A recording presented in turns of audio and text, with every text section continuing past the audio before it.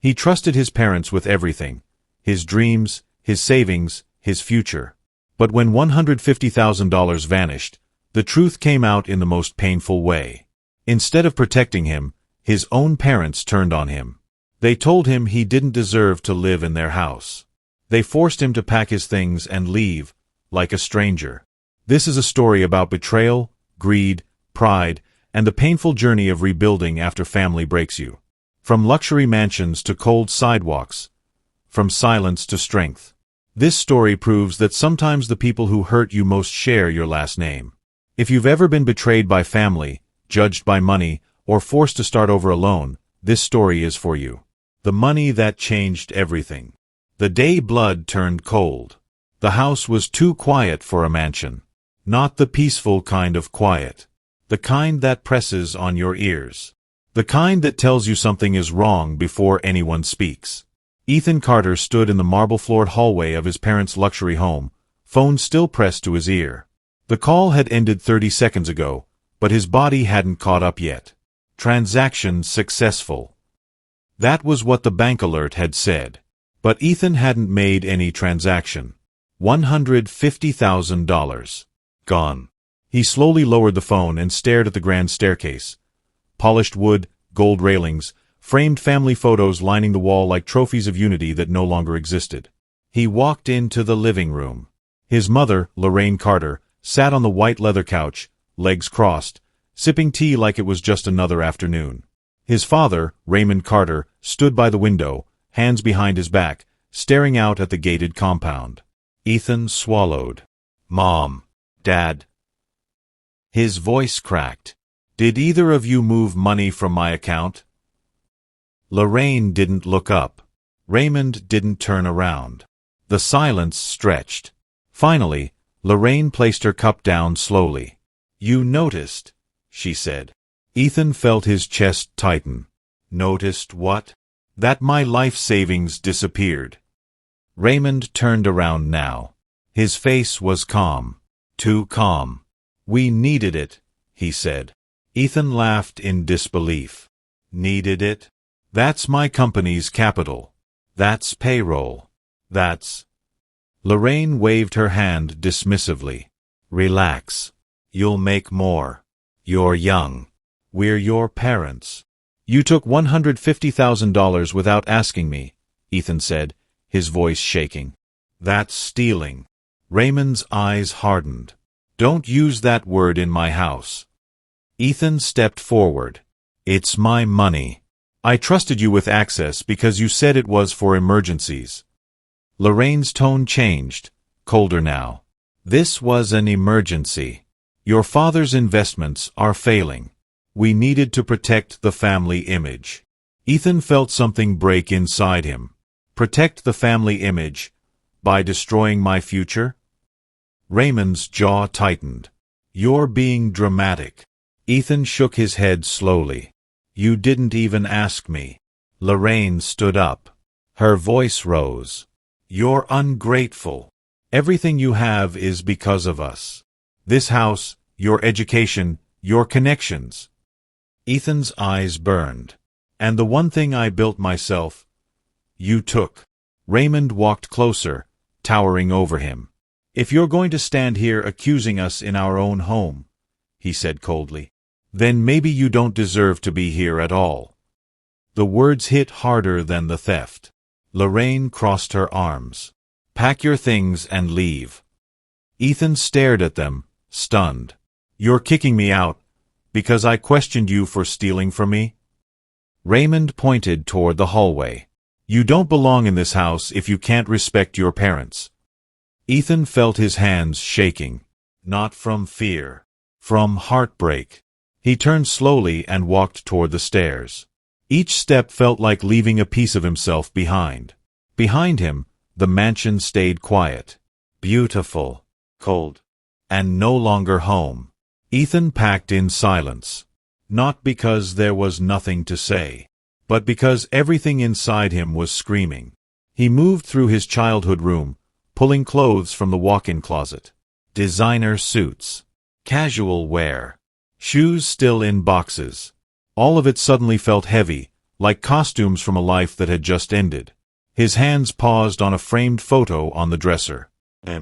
Smiling between his parents at a gala. Flashbulbs. Laughter. The image of a perfect family. He turned the frame face down. A knock came at the door. Not gentle. Not patient. 5 minutes, Raymond called from the hallway. We're not running a hotel. Ethan exhaled slowly. He shoved the last few items into a duffel bag. When he stepped into the hallway, Lorraine stood there, arms folded, eyes already bored with the moment. You're really leaving?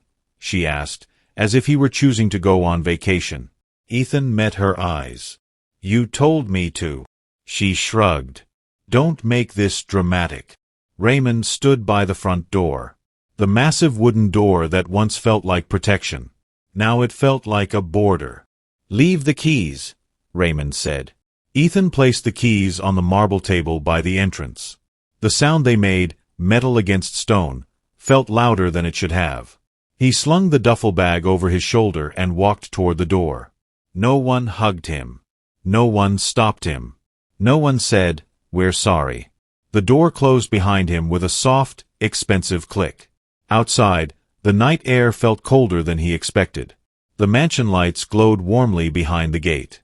Security cameras watched him leave like he was a stranger. Ethan stood there for a moment, staring at the house that raised him and rejected him. Then he turned and walked to his car. The city looked different from the driver's seat of a parked car. Not glamorous. Not forgiving.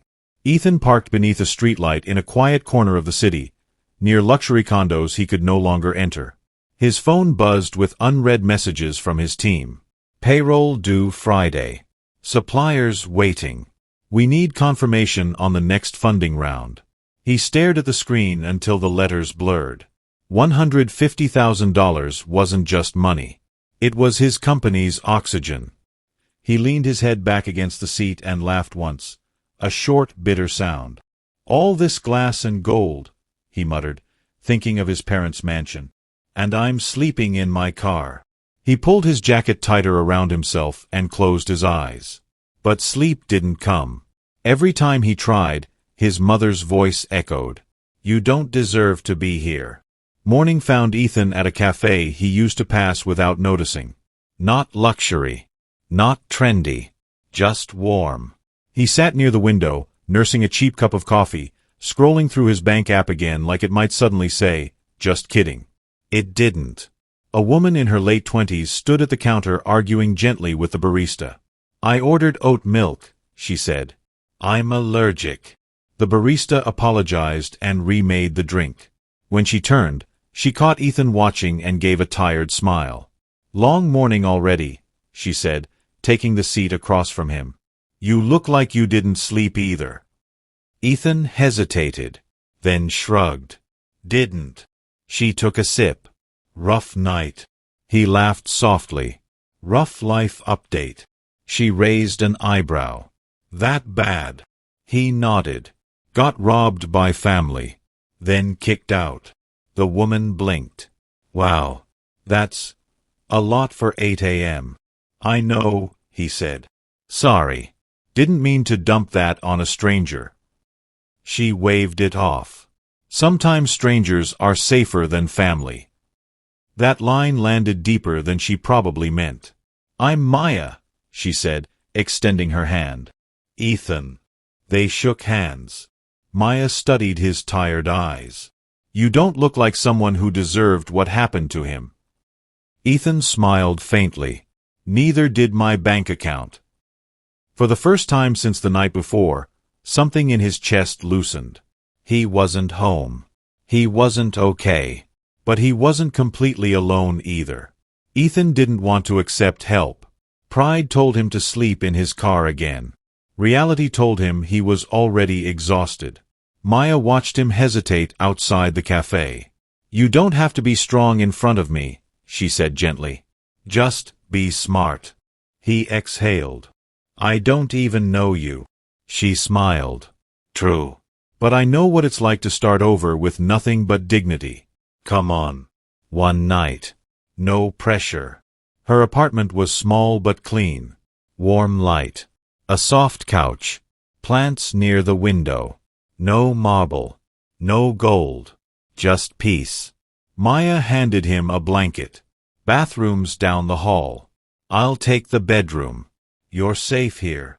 The word safe hit him harder than any insult his parents had thrown.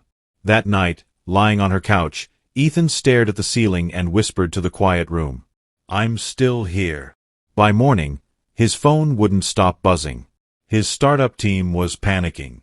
Payroll was due in 48 hours. Suppliers were waiting. A product launch was on the line.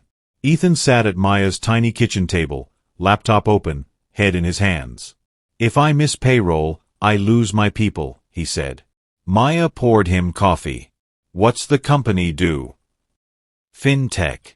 We help small black-owned businesses get microloans without getting buried by fees. Maya blinked. That's actually important. He laughed weakly. Important doesn't pay servers. She leaned on the counter. Can you get an investor? There was one, Ethan said quietly. But he laughed at my vision 2 years ago. Said I was too idealistic. Maya tilted her head. And now, Ethan said, I might have to go back and ask the man who disrespected me to save what I built. That afternoon, Ethan's younger sister, Tiana, called. He almost didn't answer. I heard what happened, she said softly. They told me you were being dramatic. Ethan closed his eyes. Of course they did. Tiana hesitated. They didn't just take your money. Dad lost big on a private deal. He's been hiding debt for months. Ethan's chest tightened. How much?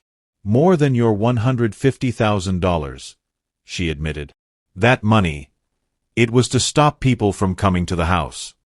The truth landed like ice water. So it wasn't about family. It was about image. They used me as a shield, Ethan said. I'm sorry, Tiana whispered. I tried to stop them. Ethan looked around Maya's small apartment. No luxury. No lies. Thank you for telling me the truth, he said. That's more than they ever did. The building was still glass and steel. The lobby still smelled like money. Ethan stood in front of the office doors of Darius Cole, the investor who once told him, "Come back when your dreams grow up." The receptionist looked him up and down. Wrinkled jacket. Tired eyes. "Do you have an appointment?" Ethan shook his head. "Tell him Ethan Carter is here." The receptionist made the call. A long pause. Then she looked up. "He'll see you." Ethan walked in with nothing left to lose. Darius sat behind a massive desk, older now, sharper eyes. "Well," Darius said slowly, "the prodigal innovator returns." Ethan met his gaze. "I'm not here for pride. I'm here for my people." Darius leaned back. "That's the first grown thing you've said." Silence stretched between them. Then Darius asked the question that would change everything. "How desperate are you willing to be to keep your company alive?" Darius steepled his fingers, studying Ethan like a chess piece. "I'll invest," he said finally. Ethan's chest loosened, just a little. "But," Darius continued, "not out of charity. I want 40%. And a seat that lets me veto emotional decisions." Ethan stiffened. "You mean decisions that protect small businesses instead of squeezing them?" Darius smiled thinly. "I mean decisions that keep the company alive. Idealism doesn't survive market downturns." Ethan thought of his team. Their rent. Their kids. Their trust in him. "Give me 24 hours, he said. Darius nodded. "Desperation is loud. Wisdom is quiet. Come back when you know which one you're choosing."